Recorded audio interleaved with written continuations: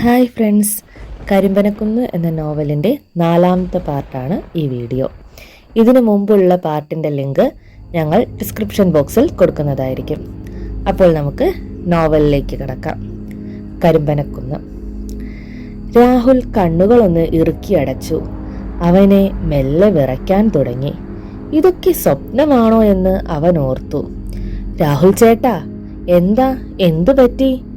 എന്തിന് കണ്ണടച്ചിരിക്കുന്നത്? മുന്നോട്ടു പോകൂ, മഴ കുറച്ച് കുറഞ്ഞു തുടങ്ങി. രാഹുലിന്റെ തോളിൽ പിടിച്ച് കുലുക്കിക്കൊണ്ട് വിജിത്ത് ചോദിച്ചു. രാഹുൽ ഒരു ഞെട്ടലോടെ കണ്ണുകൾ തുറന്നു. പിന്നെ കാറിന്റെ ഗ്ലാസ്സിലേക്ക് നോക്കി. അവിടെ ആ വലിയ വാവൽ ഉണ്ടായിരുന്നില്ല. രാഹുൽ വിജിത്തിനോട് പറഞ്ഞു, എടാ, ഇത് ശരിയാകില്ല. എനിക്കെന്തോ ഒരു ബുദ്ധിമുട്ട് പോലെ. നമുക്ക് തിരിച്ചു പോകാം. മുന്നോട്ടു പോകാൻ തോന്നുന്നില്ല.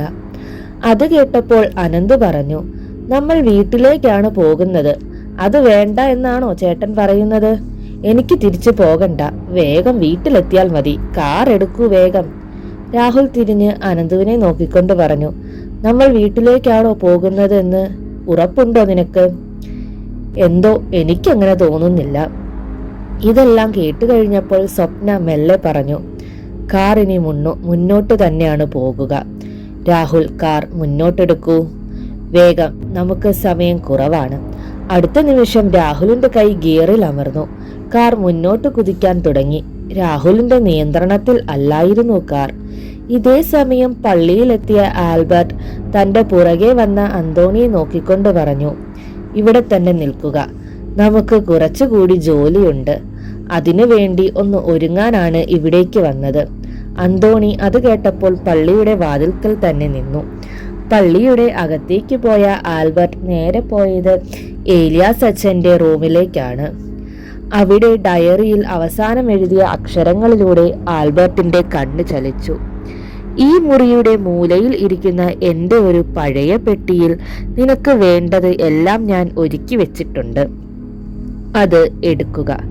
പിന്നെ ഒരു കാര്യം ഓർമ്മയിൽ ഉണ്ടാവണം. നിന്നെ വഴി തിരിച്ചു വിടാൻ അവൻ ശ്രമിക്കും. അതിൽ നീ നിന്റെ ബുദ്ധി കൊണ്ട് വേണം ജയിക്കാൻ.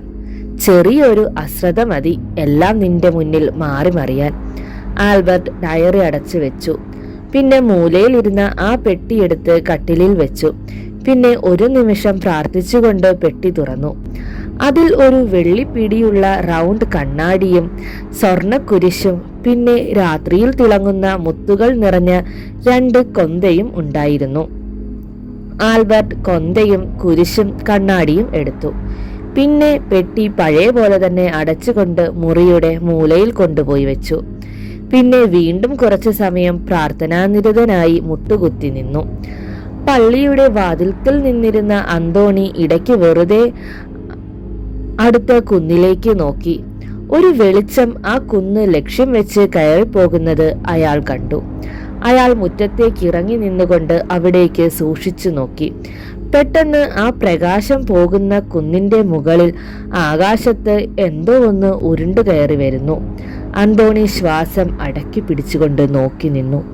കുന്നിന്റെ മുകളിൽ ഇരുണ്ടു കൂടിയത് വെളുത്ത് മഞ്ഞുപോലെ എന്തോ ആയിരുന്നു. നോക്കി നിൽക്കെ ആ മഞ്ഞെല്ലാം കൂടി വലിയൊരു മനുഷ്യമുഖം പോലെ ആയിത്തീർന്നു. അന്തോണിയുടെ തൊണ്ടയിൽ ഒരു നിലവിളി കുരുങ്ങി. അടുത്ത നിമിഷം അയാൾ നിന്നെടുത്ത് തന്നെ അനങ്ങാൻ പറ്റാതെ നിന്നുപോയി. തന്നെ എന്തോ ഒന്ന് ചുറ്റി വരിഞ്ഞ് നിർത്തിയ പോലെയാണ് അയാൾക്ക് തോന്നി. കുന്നിന്റെ മുകളിൽ തെളിഞ്ഞ രൂപം മെല്ലെ വ്യക്തമായി തുടങ്ങി. വലിയൊരു മുഖം മഞ്ഞുകൊണ്ട് അവിടെ ഉണ്ടായി തുടങ്ങി. അടുത്ത നിമിഷം ആകാശത്ത് നിന്ന് ഒരു വലിയൊരു മിന്നലുണ്ടായി. ആ വെട്ടത്തിൽ അന്തോണി വ്യക്തമായി കണ്ടു. ആ വലിയ മുഖം മെല്ലെ തിരിയുകയാണ്. അത് തിരിഞ്ഞ് അയാളുടെ മുഖത്തിന്റെ നേരെ തന്നെയായി. ആ തലയിൽ ഒരു കൊമ്പ് മെല്ലെ മുളച്ചു തുടങ്ങി. അടുത്ത നിമിഷം അതിൽ തീ കൊണ്ടുള്ള 2 കണ്ണുകൾ തെളിഞ്ഞു. അന്തോണി ഉറക്കെ നിലവിളിച്ചു. പക്ഷേ ശബ്ദം പുറത്തു വന്നില്ല. ആൽബർട്ട് അച്ഛനെ അയാൾ വിളിക്കാൻ ശ്രമിച്ചു. പരാജയപ്പെട്ടു.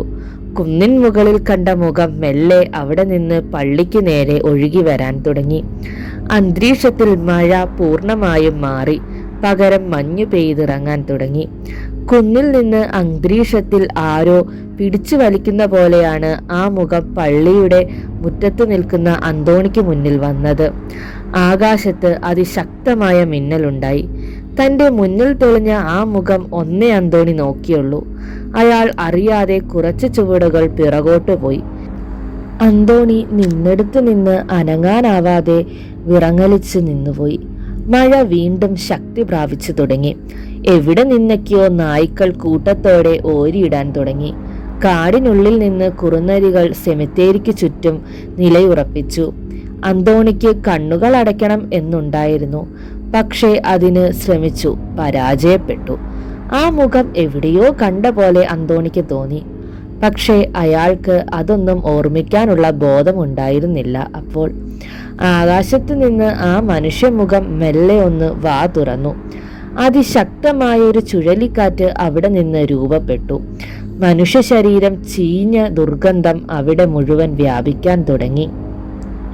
ചുഴലിക്കാറ്റ് അന്തോണിയെ ലക്ഷ്യം വെച്ച് പാഞ്ഞുകൊണ്ടിരുന്നു. പെട്ടെന്ന് പള്ളിയുടെ ഉള്ളിൽ നിന്ന് ആൽബർട്ട് ഇറങ്ങി വന്നു. കയ്യിൽ പൊന്നിൽ തീർത്ത കുരിശും കയ്യിൽ വെള്ളി കെട്ടിയ കണ്ണാടിയും ആയി വന്ന ആൽബർട്ട് നേരെ അന്തോണിക്ക് അരികിലെത്തി. അടുത്ത നിമിഷം അതിശക്തമായ ഒരു മിന്നൽ ആകാശത്ത് നിന്ന് താഴേക്ക് ഇറങ്ങി വന്നു. ആ മിന്നൽ ആൽബർട്ടിന്റെ കയ്യിലിരുന്ന കണ്ണാടിയിൽ തട്ടി. അതിന്റെ പ്രതിഫലനം പൊൻകുരിശിൽ തട്ടി നേരെ ആ രൂപത്തിന്റെ നെറ്റിയിൽ തന്നെ പതിഞ്ഞു. കാതടുപ്പിക്കുന്ന ഒരു അലർച്ച അവിടെ മുഴങ്ങി. താഴേക്ക് ചുറ്റിവന്ന ചുഴലിക്കാറ്റ് നേരെ മുകളിലേക്ക് തന്നെ തിരിച്ചുപോയി. ആകാശത്ത് നിന്ന ആ രൂപം മെല്ലെ തിരിഞ്ഞ് കരിമ്പനക്കുന്ന് ലക്ഷ്യം വെച്ച് നീങ്ങാൻ തുടങ്ങി. അന്തോണി അത് നോക്കി നിന്നു. പിന്നെ ഉറക്ക നിലവിളിച്ചുകൊണ്ട് നിലത്തേക്ക് കുഴഞ്ഞു വീണു. ആൽബർട്ട് അയാളെ താങ്ങിയെടുത്തുകൊണ്ട് പള്ളിയിലേക്ക് കയറിപ്പോയി. സെമിത്തേരിക്ക് ചുറ്റും നിന്ന കുറുനരികൾ മെല്ലെ വീണ്ടും കാടിന്റെ ഉള്ളിലേക്ക് നീങ്ങി. കരിമ്പനക്കുന്നിന്റെ മുകളിൽ കനത്ത കോട ഇറങ്ങിത്തുടങ്ങി. വലിയൊരു മഞ്ഞുമല പോലെ തോന്നി അവിടെ. രാഹുൽ കാർ നിർത്താൻ ശ്രമിച്ചുകൊണ്ടിരുന്നു. പക്ഷേ കാർ മുന്നോട്ട് തന്നെ നീങ്ങിക്കൊണ്ടിരുന്നു. മുന്നിൽ റോഡ് കാണാൻ വയ്യാത്ത പോലെ ആയിരുന്നു കോടമഞ്ഞ് ഇറങ്ങിയിരിക്കുന്നത്. രാഹുൽ ആ തണുപ്പിലും ഇരുന്ന് വിയർത്തുകൊണ്ടിരുന്നു. കാർ തന്റെ നിയന്ത്രണത്തിൽ അല്ലെന്ന് അവരോട് പറയണം എന്ന് അവനുണ്ടായിരുന്നു. പക്ഷേ അതിന് കഴിഞ്ഞില്ല. കുറച്ചു കഴിഞ്ഞ് കാർ തനിയെ നിന്നു. രാഹുൽ കിതച്ചുകൊണ്ട് മുന്നോട്ട് നോക്കി. വെളുത്ത മഞ്ഞിന്റെ ഉള്ളിൽ കൂടി ഒരു വെളിച്ചം കാറിന്റെ നേരെ വരുന്നു. എല്ലാവരും ആ വെട്ടത്തിലേക്ക് നോക്കി തന്നെയിരുന്നു. മെല്ലെ ആ വെട്ടം പിടിച്ചു വരുന്ന ആളെ അവർ കണ്ടു. 5 അടി പൊക്കം മാത്രമുള്ള ഒരു വയസ്സനായിരുന്നു അങ്ങോട്ട് വന്നത്.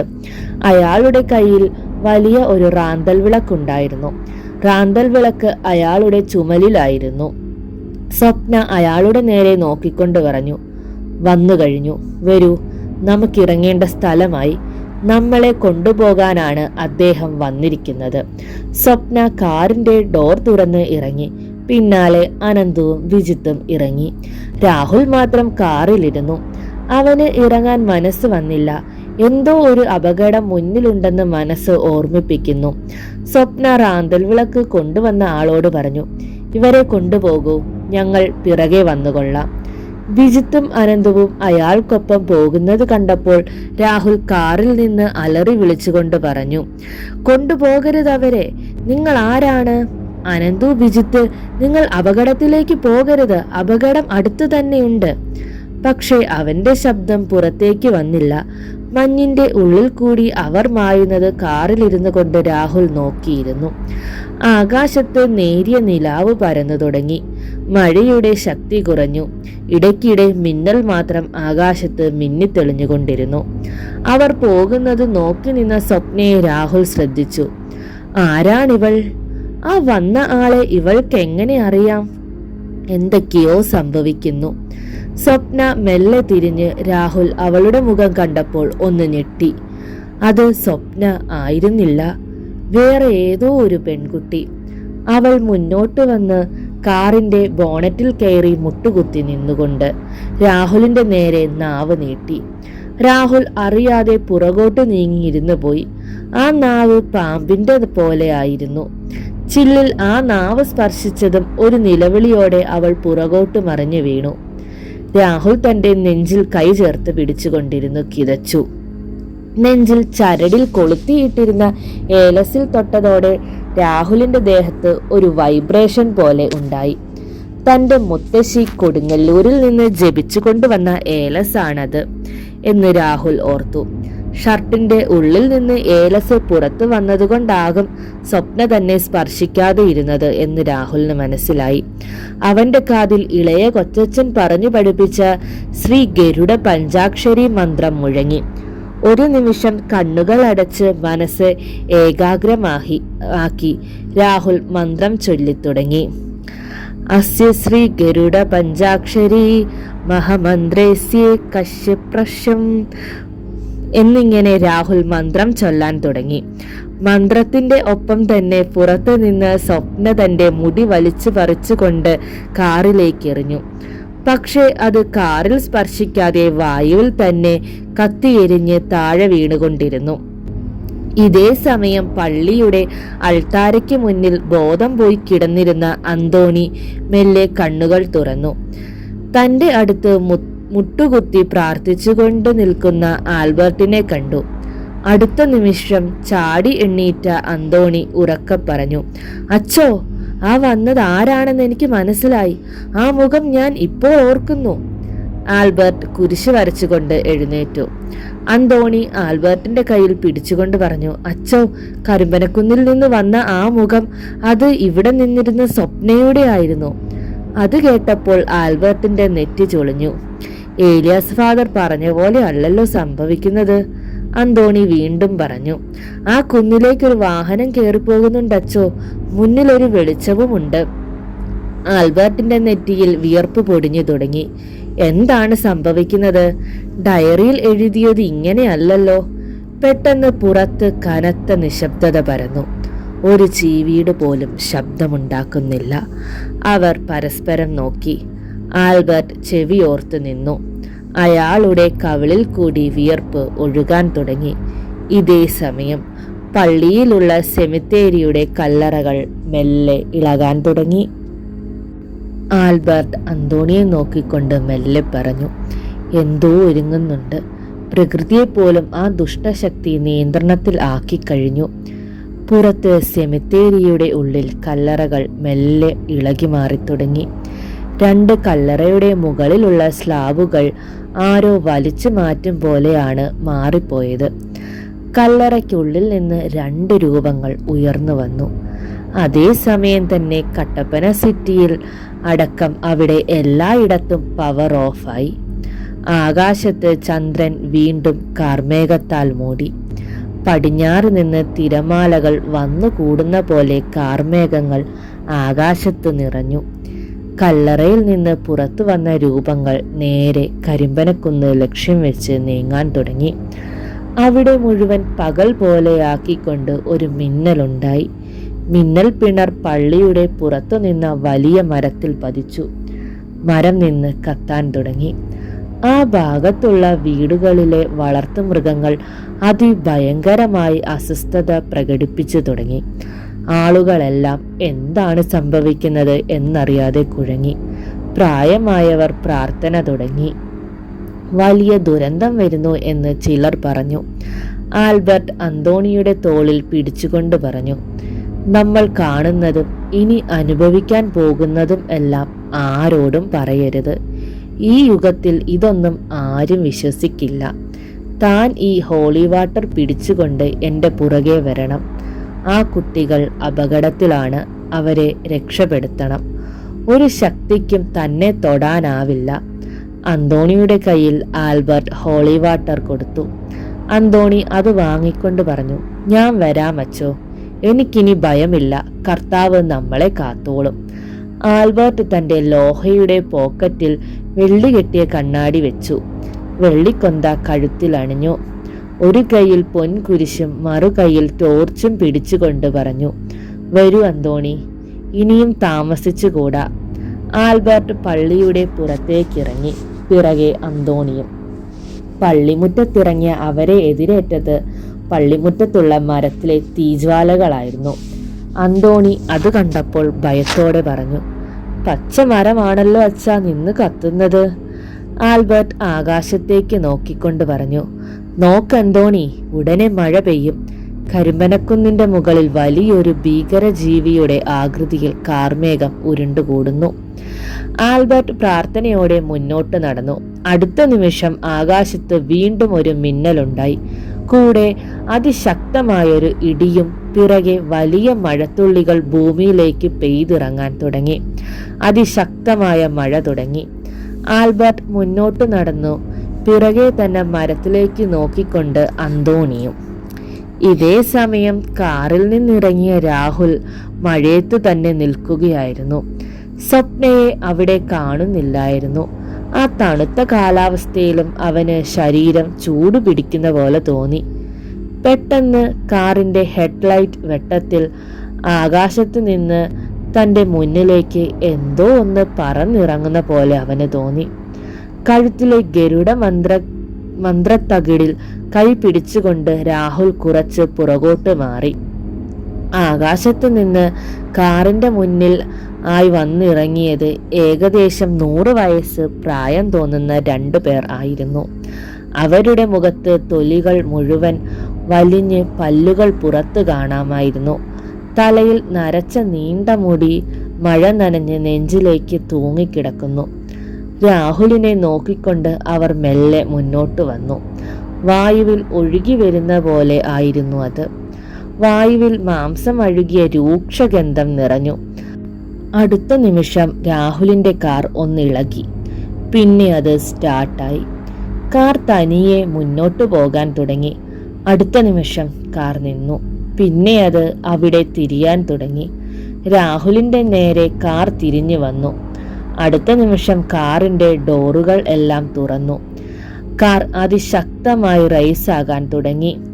രാഹുൽ പുറകോട്ട് ചുവടുകൾ വെച്ചു. അടുത്ത നിമിഷം അത് തൻ്റെ നേരെ പാഞ്ഞു വരുമെന്ന് അവൻ ഉറപ്പായിരുന്നു. ഇതേ സമയം കരിമ്പനക്കുന്നിന്റെ നടുക്കെത്തിയ അനന്തവും വിജിത്തും നിന്നു. അടുത്ത നിമിഷം അവിടെ ഒരു പ്രകാശം നിറഞ്ഞു. വിജിത്ത് അനന്തുവിനെ നോക്കി.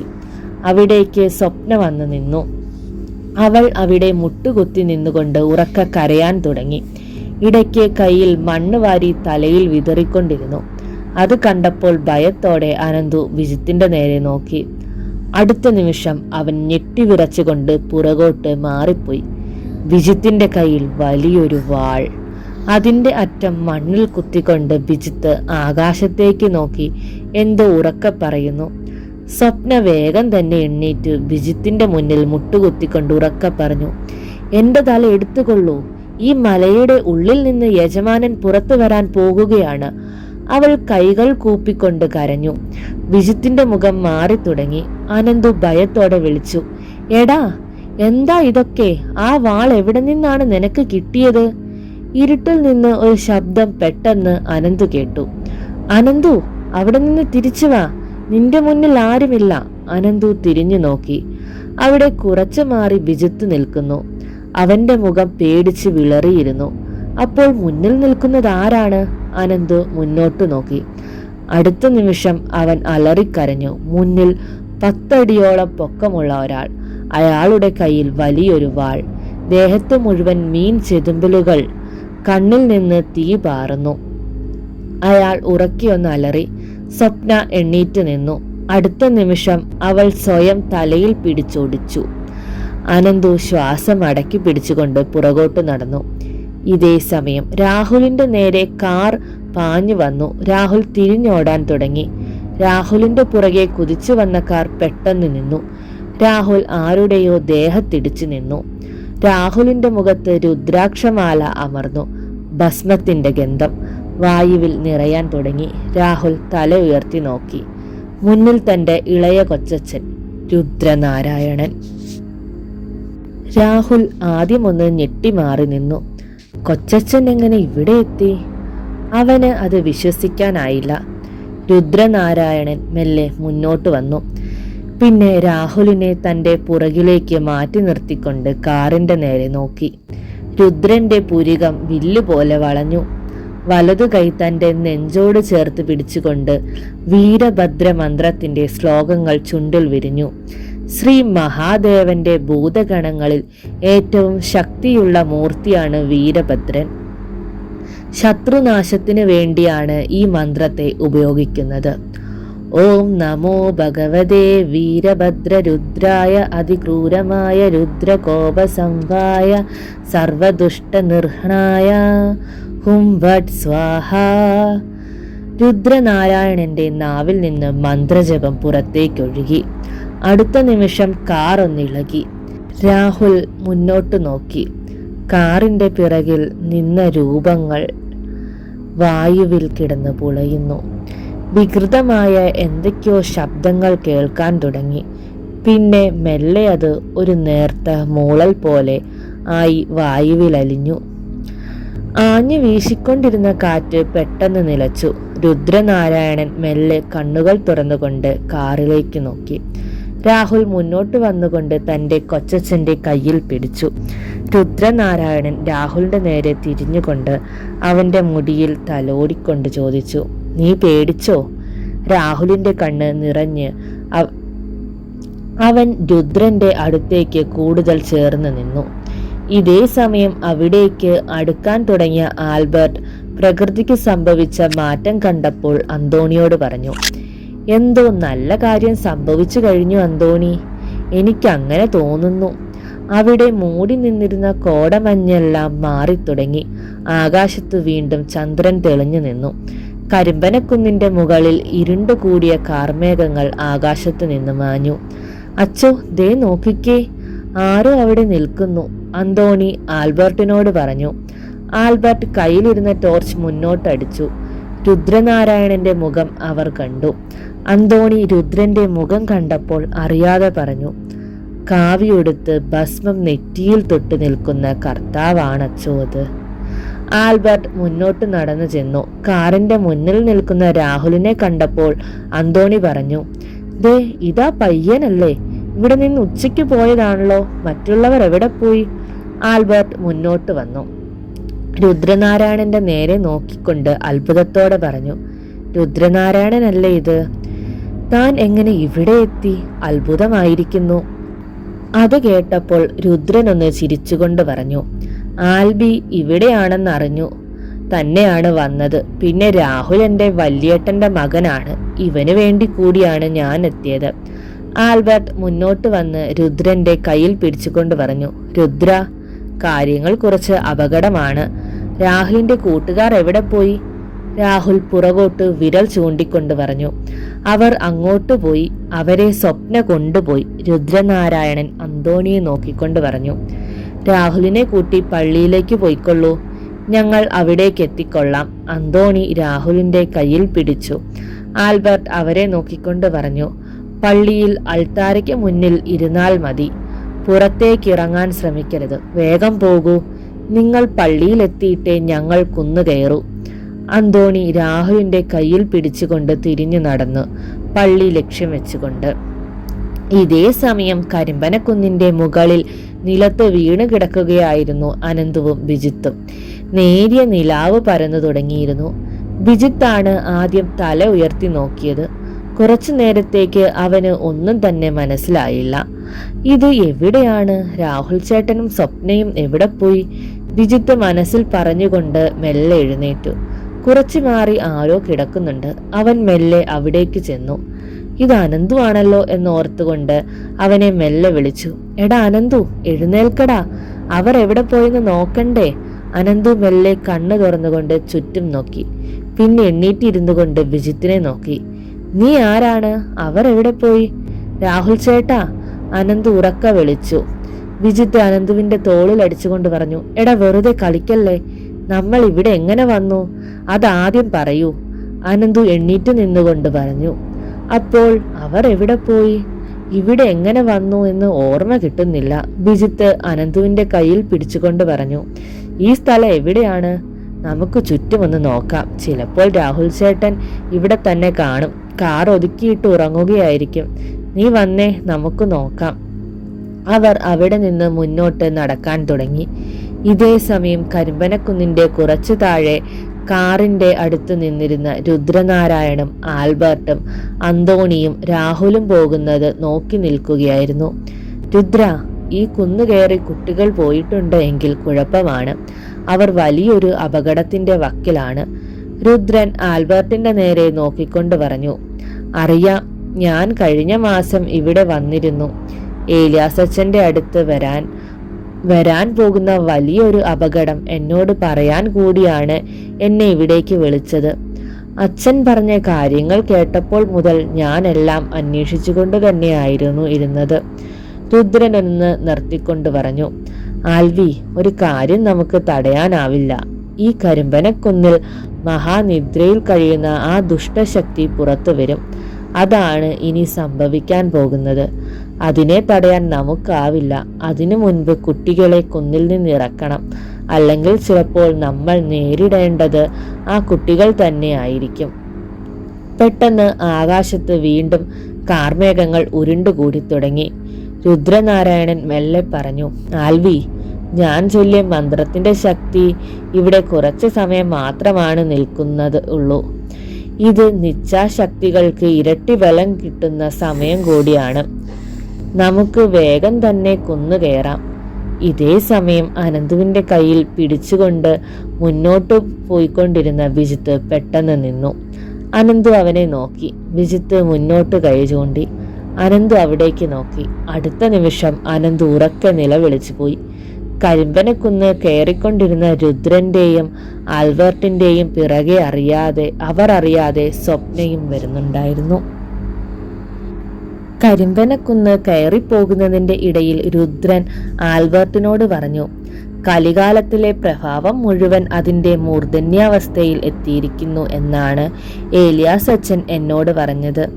അച്ഛൻ്റെ മരണം അറിഞ്ഞാൽ ലോകത്ത് എവിടെയാണെങ്കിലും ഇവിടെ എത്തണം എന്നുകൂടി പറഞ്ഞായിരുന്നു എന്നെ അന്ന് യാത്രയാക്കിയത്. ഞാൻ പാലക്കാടായിരുന്നു. എൻ്റെ ഗുരുതന്ത്രി നീലകണ്ഠന്റെ അടുത്ത്. അദ്ദേഹത്തോട് ഞാൻ ഏലിയാസ് അച്ഛൻ എന്നോട് പറഞ്ഞ കാര്യങ്ങൾ പറഞ്ഞു. എല്ലാം കേട്ട് കഴിഞ്ഞപ്പോൾ ഗുരുനാഥൻ വലിയൊരു പൂജയിൽ എന്നെ പങ്കെടുപ്പിച്ചു. ആ പൂജ കഴിഞ്ഞ ഉടനെ എന്നോട് അദ്ദേഹം പറഞ്ഞത് ഇങ്ങനെയായിരുന്നു. ഈ മലയുടെ മുകളിൽ നിന്ന് ഉത്ഭവിക്കാൻ പോകുന്ന ആ ദുഷ്ടശക്തി ലോകം തന്നെ നശിപ്പിക്കാൻ കഴിവുള്ളവനാണ്. അവൻ പുറത്തു വന്നാൽ ഇപ്പോൾ ഭൂമിയിൽ ഉള്ള ഒരു ശക്തിക്കും അവനെ തോൽപ്പിക്കാൻ കഴിയില്ല. ഫാദർ ഇതെല്ലാം മനസ്സിലാക്കി കഴിഞ്ഞു എന്ന് വേണം കരുതാൻ. അതുകൊണ്ട് തന്നെയാകും അവൻ ആദ്യം അദ്ദേഹത്തെ തന്നെ കൊന്നുകളഞ്ഞത്. രുദ്രൻ പറയുന്നത് കേട്ടപ്പോൾ ആൽബർട്ട് ഒന്ന് ഞെട്ടിക്കൊണ്ട് പറഞ്ഞു. എനിക്കും അങ്ങനെ തോന്നുന്നു രുദ്ര. പക്ഷെ ചില കാര്യങ്ങൾക്ക് ഇനിയും വ്യക്തമായ ഉത്തരം അദ്ദേഹത്തിന് നൽകാൻ കഴിഞ്ഞിട്ടില്ല. അതോ ഇനിയും ആരെങ്കിലും ഇവിടേക്ക് വന്നു ചേരാനുണ്ടോ? അതും അറിയില്ല. രുദ്രൻ ഇത് കേട്ടപ്പോൾ ആൽബിയോട് മെല്ലെ പറഞ്ഞു. നമുക്ക് പിറകിൽ ഒരാളുണ്ട്. പക്ഷേ നമ്മെ സ്പർശിക്കാൻ അവൾക്ക് ആവില്ല. പക്ഷേ ലക്ഷ്യസ്ഥാനത്ത് എത്തിക്കഴിഞ്ഞാൽ അവൾ കൂടുതൽ അപകടകാരിയാകും.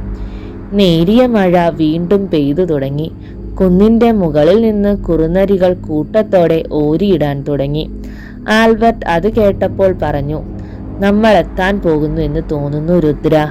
അവർ കുറച്ചുകൂടി മുന്നോട്ട് നീങ്ങിയപ്പോഴായിരുന്നു അത് സംഭവിച്ചത്. അവരുടെ പിറകിൽ നടന്നു വന്നുകൊണ്ടിരുന്ന സ്വപ്ന ആൽവിയെ ആക്രമിച്ചു. മുന്നോട്ട് വീഴാൻ പോയ ആൽവിയെ രുദ്രൻ പെട്ടെന്ന് പിടിച്ചു നിർത്തി. അവർ രണ്ടുപേരും തിരിഞ്ഞ് സ്വപ്നയെ നോക്കി. അവരെ നോക്കിക്കൊണ്ട് സ്വപ്ന ഉറക്കെ പറഞ്ഞു. ആരാണ് നിങ്ങൾ? എന്താണ് ഇവിടെ സംഭവിക്കുന്നത്? എനിക്കൊന്നും മനസ്സിലാകുന്നില്ല. രുദ്രൻ അവളെ സൂക്ഷിച്ചു നോക്കിക്കൊണ്ട് പറഞ്ഞു. ആൽബി, ഈ പെൺകുട്ടിയെ അറിയുമോ താൻ? ആൽവി സ്വപ്നയെ നോക്കിക്കൊണ്ട് പറഞ്ഞു. അറിയും. ആ കുട്ടികൾക്കൊപ്പം ഇവളും ഉണ്ടായിരുന്നു. പക്ഷേ പിന്നെ സംഭവിച്ചത് മുഴുവൻ അസാധാരണമായിരുന്നു. ഈ പെൺകുട്ടി ഏലിയാസ് അച്ഛൻ്റെ അടുത്ത് വന്നിരുന്നു എന്ന് പറഞ്ഞു. രുദ്രൻ മുന്നോട്ട് വന്ന് സ്വപ്നയെ നോക്കിക്കൊണ്ട് പറഞ്ഞു. താൻ ആരാണ്? ഇവിടെ എങ്ങനെ വന്നു? സ്വപ്ന രുദ്രനെ നോക്കിക്കൊണ്ട് പറഞ്ഞു. എനിക്കറിയാം താങ്കളെ. രുദ്രനാരായണനല്ലേ? പാലക്കാട് നീലകണ്ഠൻ തിരുമേനിയുടെ പ്രധാന ശിഷ്യൻ. കണ്ടിട്ടുണ്ട് ഞാൻ അവിടെ വെച്ച്. അപ്പോൾ ഇനി എനിക്ക് പേടിക്കണ്ട അല്ലേ? സ്വപ്ന കൈ കൂപ്പിക്കൊണ്ട് പറഞ്ഞു. ആൽബി അവളെ നോക്കിക്കൊണ്ട് പറഞ്ഞു. താൻ ഞങ്ങൾക്ക് നടുവിൽ വേണം നിൽക്കാൻ. പേടിക്കരുത്. ഞങ്ങളെ വിട്ടുമാറി പോകുകയും അരുത്. അപകടമാണ്. രുദ്രൻ തന്റെ കയ്യിലിട്ടിരുന്ന രുദ്രാക്ഷവാള ഊരി സ്വപ്നയെ അണിയിച്ചുകൊണ്ട് പറഞ്ഞു. ഈശ്വരവിശ്വാസം ഉണ്ടെങ്കിൽ മാത്രം ശിവപഞ്ചാക്ഷരി മന്ത്രം ചൊല്ലി കൂടെ വന്നോളൂ. സ്വപ്നയെ നടുക്ക് നിർത്തിക്കൊണ്ട് അവർ വീണ്ടും കുന്നുകയറാൻ തുടങ്ങി. മഴയും തണുപ്പും കൂടി വന്നു. ആകാശത്ത് അതിശക്തമായൊരു മിന്നലുണ്ടായി. ആൽബർട്ടിന്റെ കയ്യിലിരുന്ന ടോർച്ച് പെട്ടെന്നണഞ്ഞു. രുദ്രൻ മെല്ലെ പറഞ്ഞു, നമ്മൾ എത്തിക്കഴിഞ്ഞു. അതിശക്തമായ ഇടിയും മിന്നലും തുടങ്ങി. കരിമ്പനക്കുന്നിന്റെ മുകളിൽ ഒരു പ്രകമ്പനമുണ്ടായി. അവിടെ ശക്തമായി കുലുങ്ങുന്ന പോലെ അവർക്ക് തോന്നി. ഇരുട്ടിൽ നിന്ന് ആരോ തങ്ങളുടെ നേരെ ഓടി വരുന്നത് പോലെ അവർക്ക് തോന്നി. ആൽബി പെട്ടെന്ന് പറഞ്ഞു, രുദ്ര, അത് ആ കുട്ടികളാണ്. അടുത്ത മിന്നലിൽ അവർ വ്യക്തമായി കണ്ടു 10 അടിയിൽ അധികം പൊക്കമുള്ള രൂപം. അതിന്റെ മുന്നിൽ നിന്നാണ് ബിജിത്തും അനന്തവും ഓടി വരുന്നത്. രുദ്രൻ വേഗം തന്നെ അവരെ പിടിച്ചു നിർത്തിക്കൊണ്ട് പറഞ്ഞു, പേടിക്കരുത്, ഞാൻ രാഹുലിന്റെ കൊച്ചച്ഛനാണ്. അവൻ സേഫാണ്. നിങ്ങളെ അന്വേഷിച്ചാണ് ഞങ്ങൾ ഇവിടേക്ക് വന്നത്. ഒറ്റ ശ്വാസത്തിലാണ് രുദ്രൻ അത് പറഞ്ഞത്. പെട്ടെന്നാണ് ബിജിത്തും അനന്തവും പരസ്പരം നോക്കിക്കൊണ്ടെന്ന് ചിരിച്ചത്. അനന്തു രുദ്രന്റെ അടുത്ത് നിന്ന് പുറകോട്ട് മാറിക്കൊണ്ട് പറഞ്ഞു, സൂക്ഷിച്ചു നോക്ക്, ഞങ്ങൾക്ക് പിറകിൽ ആരാണ് എന്ന്. ആകാശത്ത് ഒരു മിന്നലുണ്ടായി. അതിന്റെ പ്രകാശം കുറച്ചു നിമിഷം അവിടെ മുഴുവൻ തങ്ങി നിന്നു. രുദ്രനും ആൽബർട്ടും ആ രൂപത്തിലേക്ക് സൂക്ഷിച്ചു നോക്കി. അടുത്ത നിമിഷം അവർ അറിയാതെ പിറകോട്ട് നീങ്ങിപ്പോയി. അത് ഏലിയാസച്ചനായിരുന്നു. അയാളുടെ തലയിൽ ഒരു കൊമ്പ് മുളച്ചിരിക്കുന്നു. ദേഹത്ത് മുഴുവൻ മീനിന്റെ പോലെ ചിതമ്പൽ കൊണ്ട് നിറഞ്ഞിരിക്കുന്നു. കയ്യിൽ 10 വിരലുകൾ, അതിൽ നിറയെ രോമങ്ങൾ. ആൽബർട്ട് രുദ്രനോട് മെല്ലെ പറഞ്ഞു, എന്താ ഇതൊക്കെ? അച്ഛന്റെ രൂപം എങ്ങനെ ഇവിടെ വന്നു? പെട്ടെന്ന് പുറകിൽ നിന്നൊരു ശബ്ദമുയർന്നു. അച്ഛൻ മാത്രമല്ല, ഞങ്ങളുമുണ്ട്. അവർ തിരിഞ്ഞു നോക്കി. പിറകിൽ നിൽക്കുന്ന അന്തോണിയും രാഹുലും. അവരുടെ കയ്യിൽ വലിയ 2 പന്തങ്ങൾ ഉണ്ടായിരുന്നു. മഴത്തുള്ളികൾ അവയെ സ്പർശിക്കുന്നില്ലായിരുന്നു. രുദ്രൻ മെല്ലെ പറഞ്ഞു, ചതി, നമ്മളെ ചതിച്ചു. ഇനി നമുക്ക് ഇവിടെ നിന്ന് രക്ഷപ്പെട്ടു പോകാൻ ആവില്ല ആൽബി. പെട്ടെന്നായിരുന്നു ആ രൂപം മുന്നോട്ട് വന്നത്. രുദ്രന്റെയും ആൽബർട്ടിന്റെയും കഴുത്തിൽ തന്നെ അത് പിടിമുറുക്കി. അവർ വായുവിൽ നിന്ന് ഉയർന്നു. ബാക്കിയുള്ളവർ നിലത്ത് മുട്ടുകുത്തിയിരുന്നു കൊണ്ട് തല താഴ്ത്തി. രുദ്രന്റെയും ആൽബർട്ടിന്റെയും ശിരസ് ആ രൂപം പിഴുതെടുത്തുകൊണ്ട് ഉറക്കെ അലറി വിളിച്ചു. ആ ശബ്ദം പള്ളിയെ പിടിച്ച് കുലുക്കി. കരിമ്പനക്കുന്നിൽ നിന്ന് ഒരു അഗ്നി പള്ളിയിലേക്ക് നീങ്ങി. അടുത്ത നിമിഷം പള്ളിയെ അഗ്നി വിഴുങ്ങി. രുദ്രന്റെയും ആൽബർട്ടിന്റെയും ജീവനറ്റ ശരീരം ആ രൂപം ദൂരത്തേക്ക് വലിച്ചെറിഞ്ഞു. കരിമ്പനക്കുന്നിൽ നിന്ന് ആ രൂപം ചുറ്റും നോക്കി. പിന്നെ കൈകൾ ഉയർത്തി അതിവേഗത്തിൽ വായുവിലേക്ക് ഉയർന്നു. കരിമ്പനക്കുന്ന് എന്ന നോവൽ വായിച്ചു തീർത്ത ഐശ്വര്യയും സുറുമിയും ആരതിയും പരസ്പരം ഒന്ന് നോക്കി. എന്തോന്നൊക്കെയാണ് എഴുതി വെച്ചേക്കുന്നത്. മനുഷ്യന്റെ നല്ല ജീവൻ പോയല്ലോ പടച്ചോനെ, സുറുമി പറഞ്ഞു. Kattappana engineering college last year വിദ്യാർത്ഥികളായിരുന്നു അവർ. കട്ടപ്പനയിൽ നിന്ന് കുറച്ചു മാറി ഒരു ലേഡീസ് ഹോസ്റ്റലിലായിരുന്നു അവർ താമസിക്കുന്നത്. ആതിര സുറുമിയെ നോക്കിക്കൊണ്ട് പറഞ്ഞു, സുറുമി, താനൊന്ന് ശബ്ദം താഴ്ത്തി പറ. ആ മേട്രിൻ അല്ലെങ്കിൽ തന്നെ നമ്മളോട് ഭയങ്കര കലിപ്പാണ്, അറിയാലോ. സമയം 10 കഴിഞ്ഞു. കൃത്യമായി 10 മണിക്ക് ലൈറ്റ് ഓഫ് ചെയ്യണമെന്ന് പറഞ്ഞിട്ടുള്ളതാണ്.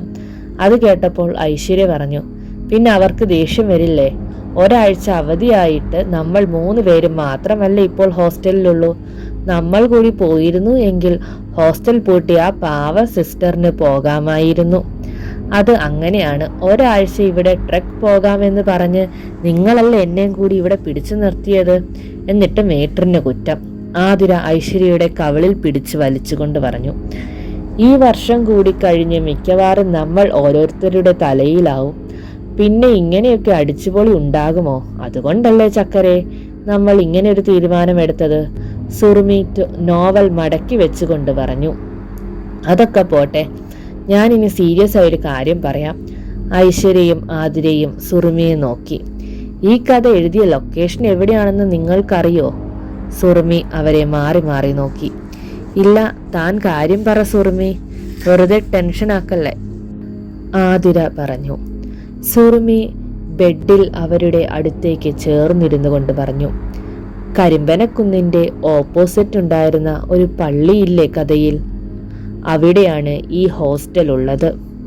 അത് മാത്രമല്ല, നമ്മൾ ട്രെക്കിങ്ങിന് പോകാൻ പ്ലാൻ ഇട്ടിരിക്കുന്ന മലയാണ് കഥയിലെ കരിമ്പനക്കുന്ന്.